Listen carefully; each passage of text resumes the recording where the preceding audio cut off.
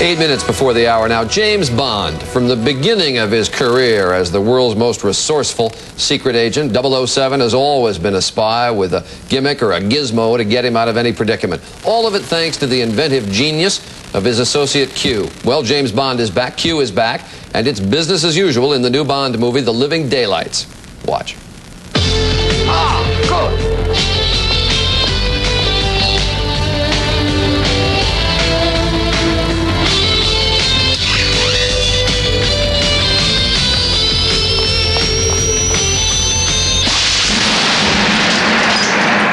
Something we're making for the Americans. It's called a ghetto blaster.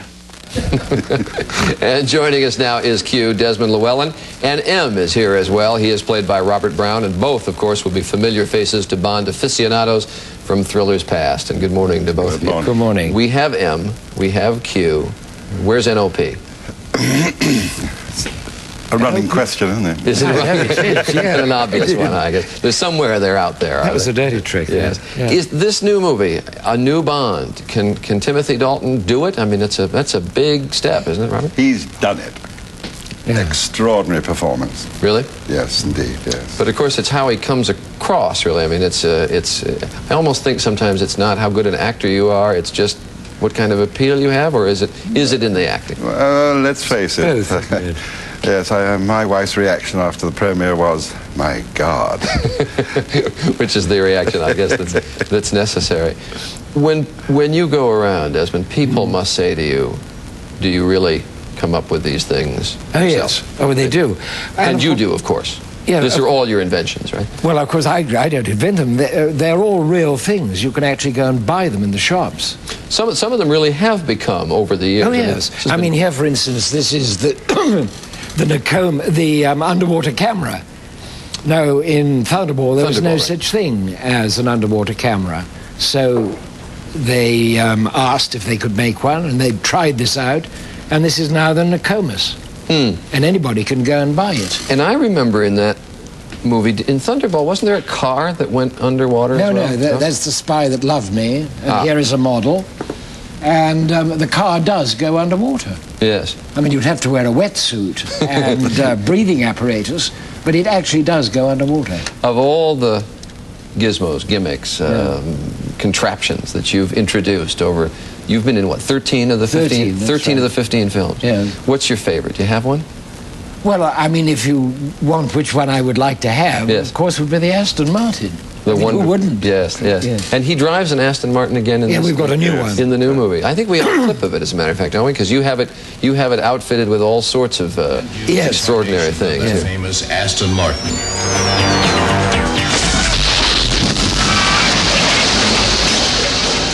This time it was rocket engine. My Lord. And what else do you have in the in this new movie? Now, whistle. Whistle? Yeah, don't whistle Rule Britannia, because God knows what would happen. Okay. And don't give a wolf whistle. Okay. But just give an ordinary whistle. No, not that. Sorry. Just an ordinary whistle, and I'll try and make it work. They're frightfully temperamental. Try now. Worked well in rehearsal. Just an ordinary whistle. There we go. Now, it emits a little something in the new movie, doesn't it? That's well, I mean, this is a real key ring which has been invented by Philips's, and I wish to God they'd put it on the market, because everybody is saying, where do I get one? Get them? And, of course, naturally, in the film, we do... a little surprise with surprises, it. Yes, I should say. These movies, I read somewhere, Robert, have been seen by 1.5 billion people, the 15 movies. Do you have some sense when you're doing them this is some sort of very strange phenomenon that you're all a part of? Oh, well, not for me, strangely enough, because I came in when Roger was doing them, and it was all mixed together. You know, he was such a dear creature, and, well, still is.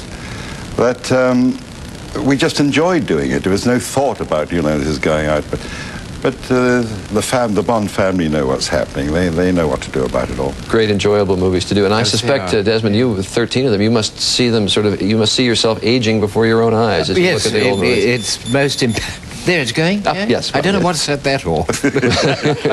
Well, it's a pleasure to have you both, and we look forward to the new movie, which comes out soon, I guess. Well, I think you'll enjoy it. I think it's terrific, yes. Thank Good. you. Nice to have you both with us. Thank you. And we'll be back.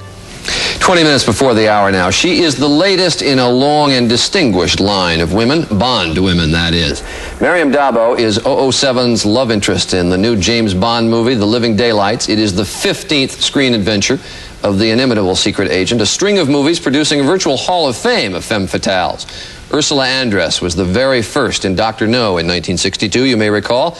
Then came Diana Rigg, Jill St. John, Jane Seymour, Britt Eklund, Barbara Bach, Louise Childs, Maude Adams, and Kim Basinger, to name just some of them.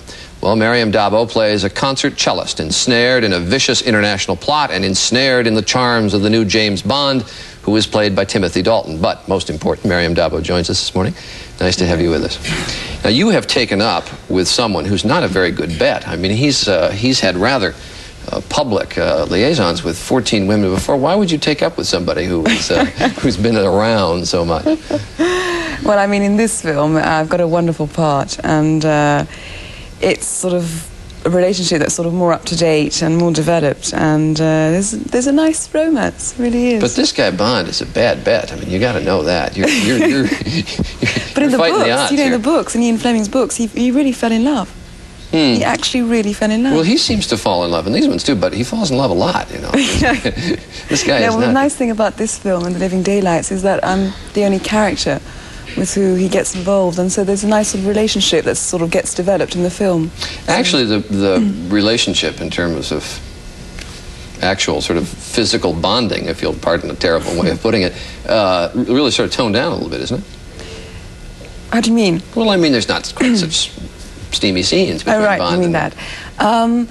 The Living Daylights is one of the short stories of Ian Fleming from Octopussy, and they took the character of this cellist and, you know, developed it in the script. And I don't see a cellist sort of being very sort of, you know, sexy and sort of steamy, and I think that was a part, and I think the whole approach of this film is different.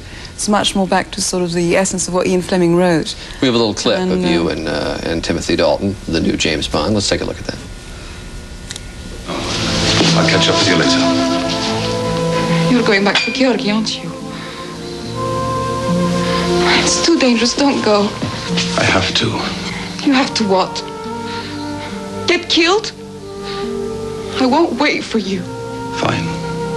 Then I'll have Cameron send you direct to London.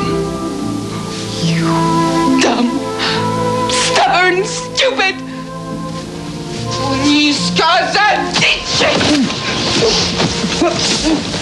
What's that supposed to mean? Back end of horse. Back end divorce, huh? Timothy Dalton, is he different? You've seen the other Bond movies, obviously. Yes. Is he different than the... Well, of course he's different because he's a different person Yes. from the start. No, but he's what he's given, I think, in the film has been wonderful. He's brought some qualities. Somebody compared him, like, you know, he's a more thoughtful Bond, and there's more of a human being. More, I think he brought a Bond that's more real on screen and more human. And sort of going back to the original concept that Ian Fleming had of what so, Bond and was like. on plus, Timothy obviously has got his own quality. You know, Sean Connery had his own quality, and they're all different.